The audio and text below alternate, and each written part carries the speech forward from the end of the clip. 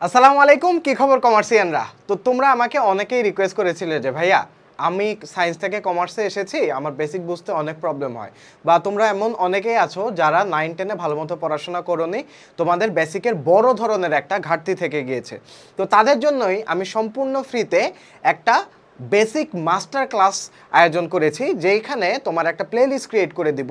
ওই প্লেলিস্টে তোমার বেসিক যা যা প্রয়োজন হয়, অর্থাৎ হিসাব বিজ্ঞানের চ্যাপ্টারগুলো বোঝার জন্য, হিসাব বিজ্ঞানে ম্যাথ সলভ করার জন্য বেসিক যেই নলেজ থাকা প্রয়োজন, যে নলেজগুলো থাকলে তুমি একাধারে যেমন ম্যাথ বুঝতে পারবে, তেমনি এমসিকিউ কিন্তু অ্যান্সার করতে পারবে। তো চলো দেরি না করে আজকে আমরা 1 নাম্বার ক্লাসে পার্ট 1-এ আমরা দেখব ঘটনা ও লেনদেন সম্পর্কে। তো ঘটনা এবং লেনদেন সম্পর্কে পড়ার আগে আমাদের দেখতে হবে যে হিসাব বিজ্ঞানের উৎপত্তিটা হয় আসলে কোথা থেকে। তো 1494 সালে লুকা প্যাসিওলি নামক এক ভদ্রলোক, লুকা প্যাসিওলি নামক এক ভদ্রলোক, যিনি ছিলেন তোমার ইতালীয় গণিতবিদ এবং তিনি ধর্মযাজকও ছিলেন, ইতালীয় গণিতবিদ ছিলেন। হ্যাঁ, তিনি একটা বই লিখেন, যে বইটার নাম ছিল সুম্মা ডি অ্যারিথমেটিকা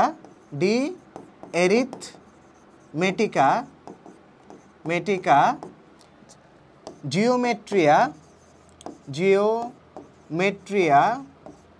প্রপোর্শনিয়েট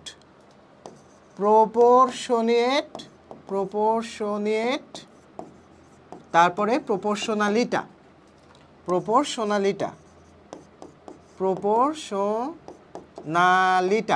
এই বইটা তিনি লেখেন, যে বইটা তে মেইনলি হিসাব বিজ্ঞানের ভিত্তি বলা হয়, যে বইটাতে তিনি দুতরফা দাখিলা পদ্ধতির আলোচনা করেন বা দুতরফা দাখিলা পদ্ধতি নিয়ে তিনি কথাবার্তা বলেন।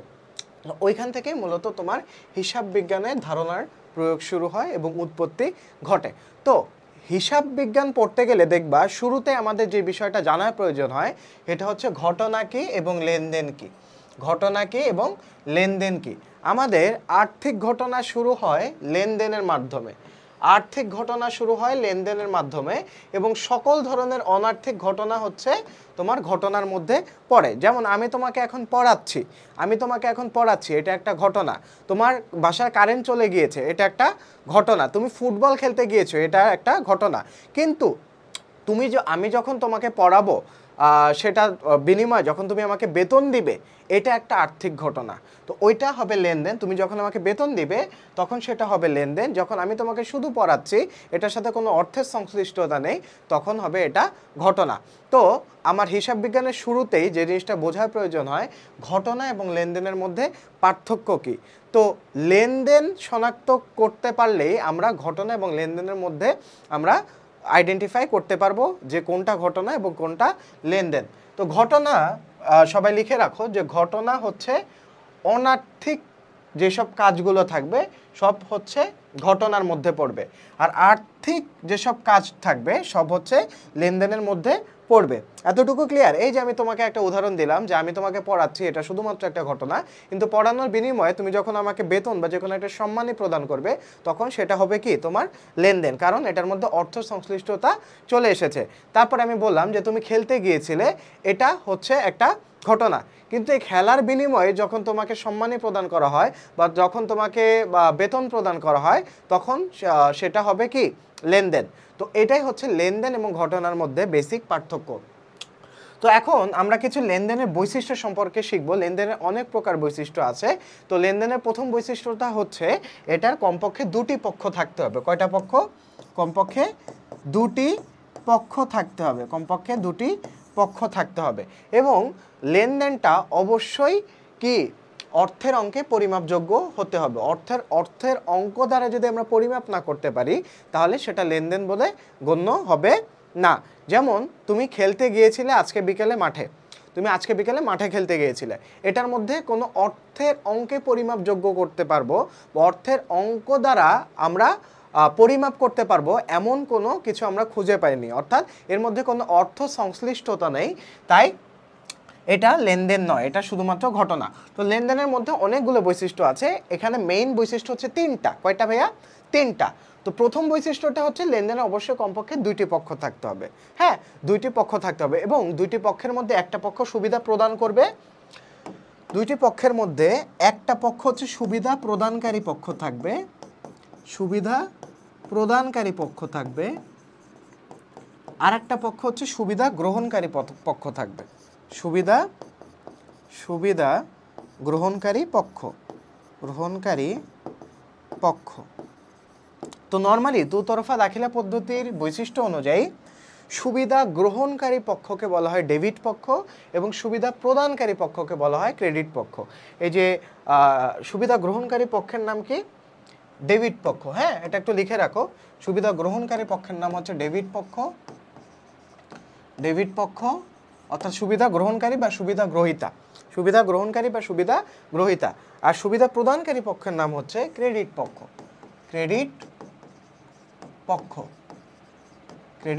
পক্ষ। ঠিক আছে, একটা হচ্ছে গ্রহণকারী পক্ষ আর একটা হচ্ছে প্রদানকারী পক্ষ। তো ডেবিট আর ক্রেডিটের তোমার জেনারেল বৈশিষ্ট্য হচ্ছে, ডেবিট মানে কি? তোমার বৃদ্ধি পাওয়া, অর্থাৎ যে পক্ষ সুবিধা পাবে, সুবিধা গ্রহণ করবে, তার কি সুবিধা পেয়েছে, অর্থাৎ তার বৃদ্ধি পাবে।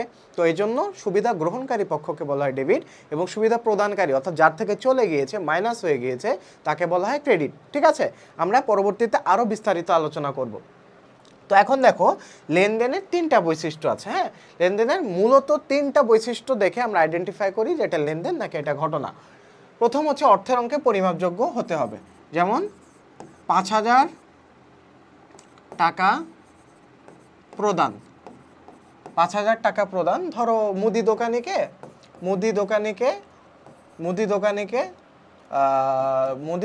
5,000 টাকা প্রদান। এখানে রসিকার হবে। মুদি দোকানে 5,000 টাকা প্রদান। এখানে 5,000 টাকা আমরা কি টাকার অঙ্কে পরিমাপ করতে পারছি না, তাই এটা হচ্ছে লেনদেনের একটা বৈশিষ্ট্য। তারপরে দ্বৈত সত্তা মানে কি? এখানে দুইটা পক্ষ থাকবে।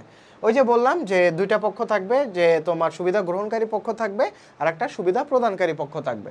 হ্যাঁ, তো দ্বৈত সত্তা, দুইটা সত্তা থাকবে। যেমন এখানে মুদি দোকানিকে 5,000 টাকা প্রদান করেছি। কি দিয়ে প্রদান করেছি? ক্যাশ দিয়ে, নগদ টাকা দিয়ে প্রদান করেছি। তার মানে কি? আমার নগদ টাকাটা চলে যাচ্ছে। নগদ টাকাটা কি হয়ে যাচ্ছে? চলে যাচ্ছে। এই যে তাকে 5,000 টাকাটা প্রদান করলাম, এটা আমার একটা কি ব্যয় হিসাব বা খরচ হিসাব। তো এখানে ব্যয় একটা পক্ষ আর নগদান একটা পক্ষ, অর্থাৎ দুইটা পক্ষ। তো দুইটা পক্ষকে বলা হয় দ্বৈত সত্তা। বোঝা গেছে? তারপরে হচ্ছে আর্থিক অবস্থার পরিবর্তন। এটা হচ্ছে 3 স্টার দাও। আর্থিক অবস্থার পরিবর্তন যদি না হয় তাহলে এটা লেনদেন বলে গণ্য হবে না। লেনদেন হওয়ার প্রধান বৈশিষ্ট্য হচ্ছে বা প্রধান শর্ত হচ্ছে অবশ্যই আর্থিক অবস্থার পরিবর্তন হতে হবে। তো আর্থিক অবস্থার পরিবর্তন বোঝার ক্ষেত্রে আমাকে বুঝতে হবে যে হিসাব সমীকরণ এর আমার দুইটা পক্ষ আছে।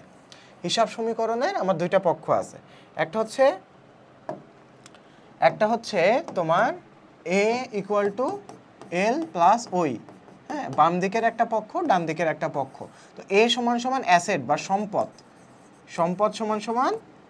দায় প্লাস মালিকানা সত্ত্ব। সম্পদ দায় প্লাস মালিকানা সত্ত্ব। অর্থাৎ হিসাব সমীকরণের এই যে দুইটা পক্ষ আছে বা দুইটা সাইড আছে, এই দুইটা পক্ষে প্রভাব ফেলতে হবে। কি ফেলতে হবে? প্রভাব ফেলতে হবে, অর্থাৎ আর্থিক অবস্থার পরিবর্তন হতে হবে। এখানে দেখো একটা তোমার নিয়ম আছে যে সম্পদ যদি বাড়ে, একটু লিখে নাও, সম্পদ যদি বাড়ে তাহলে দায় বা মালিকানা সত্ত্ব বাড়বে। লেখো, সম্পদ যদি বাড়ে তাহলে দায় এবং মালিকানা সত্ত্ব বাড়বে। সম্পদ যদি কমে তাহলে দায় এবং মালিকানা সত্ত্ব কমবে। সম্পদ যদি বাড়ে, দায় এবং মালিকানা সত্ত্ব বাড়বে। সম্পদ যদি কমে, দায় এবং মালিকানা সত্ত্ব কমবে। ঠিক আছে? তো আমি তোমাদেরকে একটা উদাহরণ দিই। ধরো 10,000 টাকার মূলধন আনয়ন করা হলো। 10,000 টাকার মূলধন আনয়ন করা হলো। মূলধন আমি কোম্পানিতে আনলাম। তো মূলধন কোম্পানিতে আনলে 10,000 টাকা আমার কোম্পানিতে বৃদ্ধি পাইছে না, 10,000 টাকা ক্যাশ আসছে না। ধরো তুমি মালিক, তুমি তোমার ব্যবসায় 10,000 টাকা দিলা। এখন মালিক এবং ব্যবসায় দুইটা কিন্তু আলাদা। হ্যাঁ, তো মালিক ব্যবসায়ীকে যখন টাকা দিবে তখন কি ব্যবসার টাকাটা বৃদ্ধি পাবে। তো আমার এখানে সুবিধা গ্রহণকারী পক্ষ হচ্ছে কি? ডেবিট। আমরা জেনেছি সুবিধা গ্রহণকারী পক্ষ ডেবিট, এই যে একটু আগে জানলাম সুবিধা গ্রহণকারী পক্ষ ডেবিট। তার মানে এই 10,000 টাকা আমার নগদান হিসেবে বৃদ্ধি পেয়েছে, অর্থাৎ এখানে আমার সম্পদ বৃদ্ধি পেয়েছে, সম্পদ বৃদ্ধি পেয়েছে। তো আমি কি বলছি, দায় এবং মালিকানা সত্ত্ব, দায় অথবা মালিকানা সত্ত্ব বাড়বে। তো মালিকানা সত্ত্বের একটা উপাদান হচ্ছে মূলধন। মালিকানা সত্ত্বের একটা উপাদান কি ভাইয়া? মূলধন। হ্যাঁ, মালিকানা সত্ত্বের 4টা উপাদান আছে, একটু লিখে নাও। মালিকানা সত্ত্বের 4টা উপাদান আছে, মালিকানা সত্ত্বের 4টা উপাদান আছে। কি কি? মালিকানা সত্ত্বের 4টা উপাদানের মধ্যে আছে মূলধন যোগ আয় বিয়োগ ব্যয় বিয়োগ উত্তোলন। এটা লিখে নাও, আমি বলতেছি যা লিখে নাও, পরে আমি বুঝাচ্ছি। কেন যোগ বিয়োগ দিলাম? কারণ মূলধন এবং আয় মালিকানা সত্ত্বকে বাড়ায়, ব্যয় এবং উত্তোলন মালিকানা সত্ত্বকে কমায়। বোঝা গেছে? তো এই 4টা মালিকানা সত্ত্বের বেসিক কম্পোনেন্ট বা বেসিক উপাদান। ওকে, তো আমরা কোথায় ছিলাম? আর্থিক অবস্থার পরিবর্তন। ওই যে তোমাদেরকে কিছু সূত্র মানে কিছু নিয়ম বুঝিয়ে দিচ্ছিলাম। এই সম্পদ যদি বাড়ে, দায় এবং মালিকানা সত্ত্ব বাড়বে। ওই যে 10,000 টাকা ব্যবসা আনলো, আমার কি বাড়লো? সম্পদ বাড়লো। আর কি বাড়লো? মালিকানা সত্ত্ব বাড়লো। তাহলে সূত্রের সাথে মিললো যে সম্পদ বাড়লে দায় এবং মালিকানা সত্ত্ব বাড়বে, সম্পদ কমলে দায় এবং মালিকানা সত্ত্ব কমবে। বোঝা গেছে? তারপরে আমার যদি একটা ইয়া থাকতো যে আমি 10,000 টাকার দায় পরিশোধ করে দিলাম, 10,000 টাকা দায় পরিশোধ করে দিলাম, তার মানে কি আমার দায়ও কমতেছে এবং সম্পদও কমতেছে। কি? নগদ কি একটা সম্পদ। তো আমার সূত্রের সাথে মিললো যে 10,000 টাকা আমি দায় পরিশোধ করে দিলাম, দায় কমে যাচ্ছে এবং সম্পদও কমে যাচ্ছে। তার মানে আমি কি বোঝালাম? যে সম্পদ যদি বাড়ে দায় এবং মালিকানা সত্ত্ব বাড়বে, সম্পদ যদি কমে দায় এবং মালিকানা সত্ত্ব কমবে। তারপরে লিখে নাও যে একটি সম্পদ বাড়লে আর একটি সম্পদ কমবে, একটি সম্পদ বাড়লে আর একটি সম্পদ কমবে। যেমন আমি 10,000 টাকা দিয়ে যদি একটি টিভি কিনি, তাহলে টিভি হচ্ছে একটা সম্পদ। তো এই সম্পদটা বাড়লো এবং আমার 10,000 টাকা অর্থাৎ নগদ টাকা চলে গেল, অর্থাৎ একটি সম্পদ বাড়লে আর একটি সম্পদ কমবে। ঠিক আছে? আর একটা সূত্র লেখো যে দায় বাড়লে মালিকানা সত্ত্ব কমবে, হ্যাঁ, এবং দায় কমলে মালিকানা সত্ত্ব বাড়বে, এবং অর্থাৎ দায় এবং মালিকানা সত্ত্বের মধ্যে বিপরীত সম্পর্ক। লিখে নাও, নোট করো। দায় এবং মালিকানা সত্ত্বের মধ্যে বিপরীত সম্পর্ক, দায় এবং মালিকানা সত্ত্বের মধ্যে বিপরীত সম্পর্ক। লেখা ডান। তো এখন আসি আর্থিক অবস্থার পরিবর্তন, তাই না? তো আর্থিক অবস্থার পরিবর্তন মানে কি? যে তোমার আমার প্রতিষ্ঠানের এই যে হিসাব সমীকরণের উপাদানগুলো, হিসাব সমীকরণের উপাদানের দুইটা সাইডই প্রভাবিত হবে, দুইটা সাইডই প্রভাবিত হবে, বা যে কোনো একটা সাইড দুইবার প্রভাবিত হবে। লিখে নাও যে হয় দুইটা সাইড প্রভাবিত হবে, না হয় যে কোনো একটা সাইড বা একটা পক্ষ, এটা একটা পক্ষ বাম পক্ষ, এটা একটা পক্ষ ডান পক্ষ, হয় বাম পক্ষ প্রভাবিত হবে দুইবার, না হয় ডান পক্ষ প্রভাবিত হবে দুইবার, অথবা প্রত্যেকটা পক্ষ একবার করে প্রভাবিত হবে। যেমন আমি টাকা দিয়ে যখন যন্ত্রপাতি কিনবো, যন্ত্রপাতি হিসাব ডেবিট, নগদান হিসাব ক্রেডিট। যন্ত্রপাতি বেড়ে গিয়েছে, নগদ টাকা কমে গিয়েছে। তার মানে কি? আমার সম্পদের পক্ষটাই একবার প্লাস হলো আর একবার মাইনাস হলো, অর্থাৎ এক পক্ষই আমার দুইবার প্রভাবিত হলো, এক পক্ষই দুইবার প্রভাবিত হলো। বোঝা গেছে? মাথা কি ঢুকতেছে আমি যা বলতেছি? এক পক্ষ দুইবার প্রভাবিত হলো। এখানে যন্ত্রপাতি কিনলাম কি দিয়ে? নগদ টাকা দিয়ে। একবার যন্ত্রপাতি বাড়লো, আমার একটা সম্পদ বাড়লো আর একটা সম্পদ কমলো, অর্থাৎ একটা পক্ষই দুইবার প্রভাবিত হলো। আবার যখন এই 10,000 টাকা আমি মূলধন আনছিলাম, তখন আমার দুইটা পক্ষই প্রভাবিত হয়েছে একবার করে, দুইটা পক্ষই প্রভাবিত হয়েছে একবার করে। ঠিক আছে? অর্থাৎ মোট কথা দুইবার প্রভাবিত হবে। হ্যাঁ, হয় সেটা একটা পক্ষ 1+1=2, অথবা 1+1=2, অর্থাৎ কলামে এক কলামে দুইবার প্রভাবিত হবে, অথবা এক রোতে এটা একবার প্রভাবিত হবে, দুইটা সাইড প্রভাবিত হবে। এখন আসি, তোমাদের হয়তো বা মাথায় মানে জট লেগে গিয়েছে, একদম জটটা খুলে পরিষ্কার করে দিই। দেখো আর্থিক অবস্থার পরিবর্তন। এখন দেখো দুইটা উদাহরণ দিই। 10,000 টাকায় ম্যানেজার নিয়োগ, ম্যানেজার নিয়োগ, আর 10,000 টাকা বেতন প্রদান, 10,000 টাকা বেতন প্রদান। এখানে কোনটা লেনদেন কোনটা লেনদেন না? তোমরা অনেকে যারা বুঝো না তারা বলবে দুইটাই লেনদেন, কিন্তু এখানে ম্যানেজার নিয়োগ কোনো লেনদেন না। কেন ম্যানেজার নিয়োগ লেনদেন না? কারণ এই যে আমার প্রধান শর্ত যে আর্থিক অবস্থার পরিবর্তন, এখানে ম্যানেজার আমি নিয়োগ দিছি, ম্যানেজারকে কি এখনো টাকা দিছি? আর্থিক অবস্থার কি পরিবর্তন হয়েছে ম্যানেজারের? হয়নি। আমার ব্যবসার হয়েছে, আমার ব্যবসা থেকে টাকা চলে গেছে? যায়নি। তার মানে এটা লেনদেন না, এটা একটা ঘটনা। এটা লেনদেন। 10,000 টাকা বেতন প্রদান করলে কি হয়? বেতন হিসাব ডেবিট, বেতন হিসাব ডেবিট, অর্থাৎ খরচ বৃদ্ধি পেয়েছে, এবং নগদান হিসাব ক্রেডিট, নগদান ক্রেডিট, অর্থাৎ আমার নগদ টাকা কমে গিয়েছে, নগদ টাকা কমে গিয়েছে। অর্থাৎ বেতন একটা কি, আমি কি বলছিলাম, ওই যে মালিকানা সত্ত্বের 4টা উপাদান, তোমার মূলধন যোগ আয় মাইনাস ব্যয় মাইনাস উত্তোলন, এটা মালিকানা সত্ত্বকে কমায় দেয়, মালিকানা সত্ত্বকে কমায় দেয়, তাই ব্যয়ের আগে মাইনাস লিখেছিলাম। দেখো এই বেতন একটা খরচ বা ব্যয়, এই ব্যয়টা কি করতেছে, মালিকানা সত্ত্বকে কমায় দিচ্ছে, মালিকানা সত্ত্বকে কমায় দিচ্ছে, মালিকানা সত্ত্বে হ্রাস ঘটতেছে। হ্যাঁ, আর এই যে দেখো নগদান, নগদান একটা সম্পদ বা এই সম্পদও কমে যাচ্ছে। তো এটার সাথে সূত্র মিলায় নাও। দেখো আমি কি বলছিলাম যে সম্পদ বৃদ্ধি পেলে দায় এবং মালিকানা, দায় অথবা মালিকানা সত্ত্ব বাড়বে, সম্পদ হ্রাস পেলে দায় অথবা মালিকানা সত্ত্ব কমবে। তাহলে দেখো এই যে সম্পদ হ্রাস পেলো, তার মানে কি আমার মালিকানা সত্ত্ব হ্রাস পেলো, মিলতেছে। দেখো সূত্রের সাথে কিন্তু তোমার আমি অ্যানালাইসিস করে বুঝাই দিচ্ছি। তাহলে দেখো এই যে আর্থিক অবস্থার পরিবর্তন হয়নি দেখে এটা আমার লেনদেন হলো না, কিন্তু এটা ঠিকই লেনদেন হলো। তারপর আরেকটা জিনিস তোমাদেরকে একটু আগেই বুঝিয়েছিলাম যে মালিক এবং ব্যবসা কিন্তু আলাদা। হ্যাঁ, মালিক এবং ব্যবসা আলাদা। তো মালিক ব্যক্তিগত, মালিকের ব্যক্তিগত তহবিল থেকে 500 টাকা চুরি হলো, টাকা চুরি হলো। আর ব্যবসায় হতে 500 টাকা চুরি হলো, 500 টাকা চুরি হলো। হ্যাঁ, মালিকের ব্যক্তিগত তহবিল থেকে 500 টাকা চুরি হলো আর ব্যবসা থেকে 500 টাকা চুরি হলো। এখন বলো তো কোনটা লেনদেন কোনটা লেনদেন না?